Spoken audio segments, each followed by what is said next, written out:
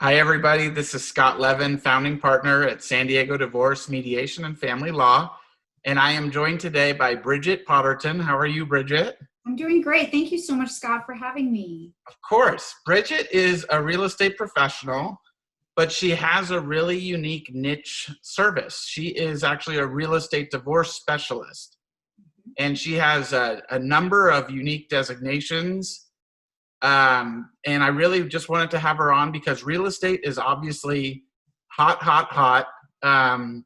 And in the divorce world, real estate is really a huge thing in a divorce. And a lot of times my clients come to me and they ask, who should we hire? And my answer is, a certified divorce specialist, someone that has training dealing with people going through divorce. And not necessarily, the neighbor down the street that's a real estate agent, but someone that's trained and an expert in the field. And I really just thought that Bridget could offer us some unique insights today. So again, Bridget, thank you for coming into my Zoom. Uh, and Bridget, tell us about the real estate divorce specialist designation. What sort of training do you do? Give us some background about that. Sure. Thank you, Scott. So I started doing divorce transactions about 10 years ago, and I fought tooth and nail to avoid them. One of my very first transactions that was a divorce deal was so horrific that the buyers who were trying to buy the home of a couple who'd been married for over 30 years getting divorced, my buyers threatened that they were going to get divorced if I didn't get the deal done. So I had two couples, one divorcing, one on the verge of divorce. And it was a nightmare. And I swore I'll never do a divorce deal again. And here I am, one of a handful of brokers in the county that are designated as a certified divorce real estate expert. So fast forward, and I started actually getting referrals from family law attorneys and mediators around the county. And I learned a lot through trial and error because back then there were no great designations out there. It was a lot of the realtors, we were just trying to figure it out and screw up as we went. And believe me, I definitely had my fair share of screw ups early on because I didn't know what I was doing. And about 6 years ago, I finally found a designation outside of California. It was in Colorado, called the Real Estate Divorce Specialist. So I took that. It was taught by a broker, a attorney, and a CPA. And they kind of taught us the ins and outs of the financial aspect, some of the legal aspect, and then, of course, the real estate piece, which really helped piece things together. And then more recently, I became a certified divorce real estate expert, which really helped me take it to the next level. So not only did we talk about the financial aspect, the home, but we really dove into the psychological aspect, which is really a lot of what it is. There's a lot of things that are involved in a transaction, and it's not just the house. You have two couples that either don't get along anymore or maybe get along, but they're separating. There may be kids in the mix. There may be multiple properties in the mix. There may be sometimes one person wants to move and move on and get rid of the house, and the other one does not because there's emotional attachment. So there's a lot of psychological aspects of it that we don't really talk about enough. Yeah, we were talking last time we spoke, and I was saying I haven't had a real estate transaction in my life that hadn't gotten personal. Every time that I bought or sold a house, an issue came up where I was like, I don't like this person that's buying my house or that's selling me their house. Mm-hmm. And in divorce, I mean, you really, it can really take it to the next level. I mean, how do you deal with two people that are co-owners of a house, equal rights to it, whether one wants to sell or the other one doesn't? The fact is, they've decided to, out of necessity or otherwise, to list their house. How do you deal effectively with both parties in that situation? That's a great question. So as a certified divorce real estate expert, I actually had to take an additional oath of neutrality. which traditional real estate brokers don't do. And one of the big pieces of that is my job is to do what's best for the estate, meaning the party as a whole, not one party or another. And sometimes what that means is talking myself out of a job. And what I mean by that is there might be one person that decides they would prefer to hold on to the home and buy the other person out. And it's important for myself and other real estate professionals to take a step back and talk to them about the options that they have buying out the property. And so sometimes it means just getting them in front of a CPA, a certified divorce lending professional, a certified divorce financial analyst, to talk the numbers through with them and see if it is even a possibility. You know, Scott, the rates right now are so ridiculously low that it's possible people before were not able to do a buyout. They might be able to now. On the flip side, there's a lot of people right now, unfortunately, that are unemployed. So maybe if they could qualify for a buyout now or before, they may not be able to now. So it's important to just kind of keep in touch with your financial advisors, with your certified divorce specialist, and your lending professional to just see where you're at financially and if you can do it. And if you can, great. If not, then we need to talk about some other alternatives. Yeah, and I mean, I think that you can get a sense for who Bridget is as a person, given that she's essentially giving advice to people that want to hire her, that they could first, seek out alternatives before taking that step. So pretty unique and rare in the real estate business, at least from my experience. Oh, thank you. So Bridget, what makes, other than, getting business from people that are going through divorce, is there anything that fuels you on the inside that convinces you that you want to be in this world? That is a great question. So as I mentioned, I fought really hard to get out of the divorce stuff. It was too messy for me. I'm a stager. I do a lot of my listings. I stage. I love the happy aspects, helping people make money, helping them find their dream home. There's a lot of exciting parts of real estate. The divorce part, unfortunately, doesn't do that for me.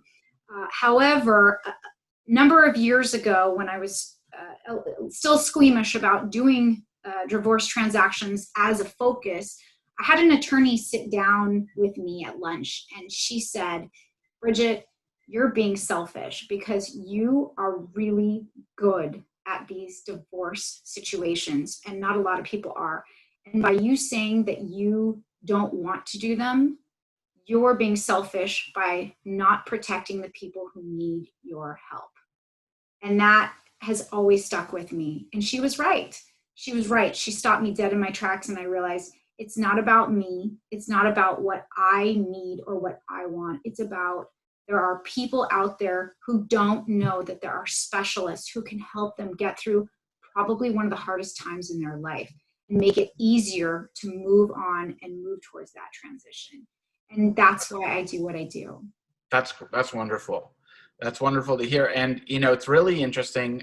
You mentioned staging, because one of the things that when my clients in mediation are talking to me about, who they're going to hire to help them sell their property, oftentimes the biggest asset that they own, the most important asset that they own, and there are emotions with the asset. It's not a 401k, it's a home, and that's different. The thing that I try to talk to people through is that you want to hire someone that can get rid of the aura of divorce in the home. You do not want people coming to buy your home that can sense, oh, this is a fire sale, this is a divorced house.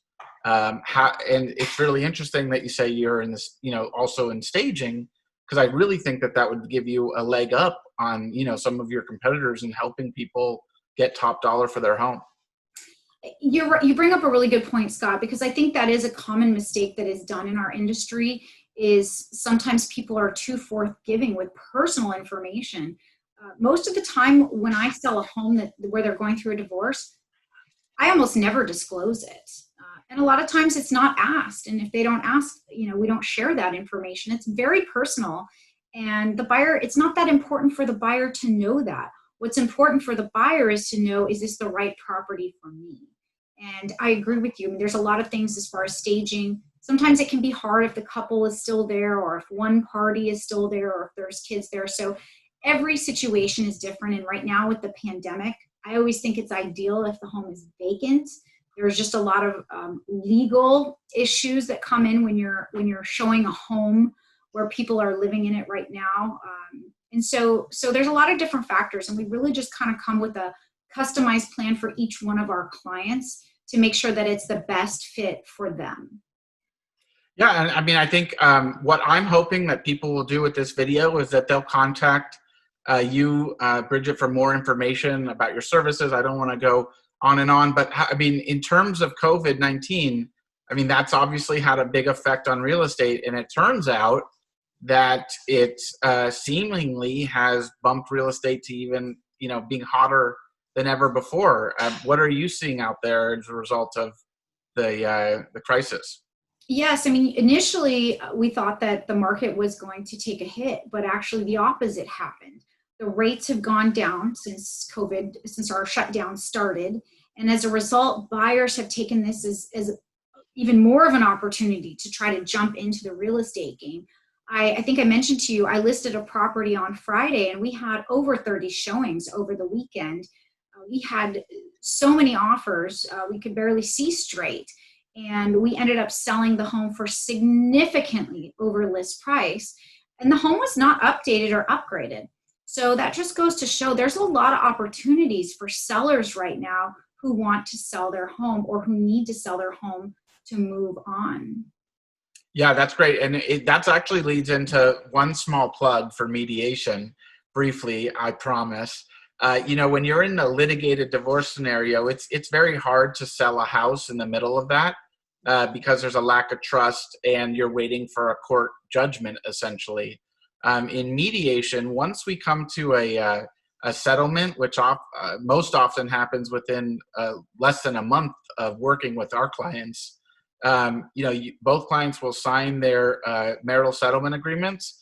And at that point, they'll take action on what's in those agreements. So if the arrangement is for the house to be sold, you do not need to wait 2 years to sell the house. Take advantage of this market now, list the house, and mediation is a great way to facilitate that, in my humble opinion. So, Bridget, I really appreciate you joining us today. And I guess I can see you have some text there on the side, but how would you like people to reach out to you? Yeah, you can find me on social media on Facebook, my Facebook page, or on Instagram at Real Estate Divorce Specialist. And I wanted to thank you so much, Scott, for having me on. And you are so humble the way that you just spoke. And I really want people I want to reiterate the point that I think a lot of people overlook the mediation option and thinking that it might not work for them. And I think that with what you're saying, sometimes things can get pretty crazy if you're in litigation. And if you have to deal with a court order, you're up against somebody else's rules about when to sell your home versus Scott being able to help you come up with a plan that will work for both of you versus trying to duke it out. I think it's so much better of a situation. It'll be good for both parties in that. And Scott, I think you're just such a wealth of information that I hope people know to be able to contact you before they get to that point.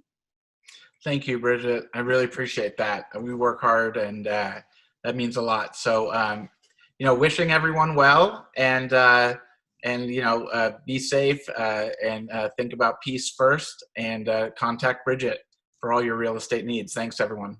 Thank you so much, Scott.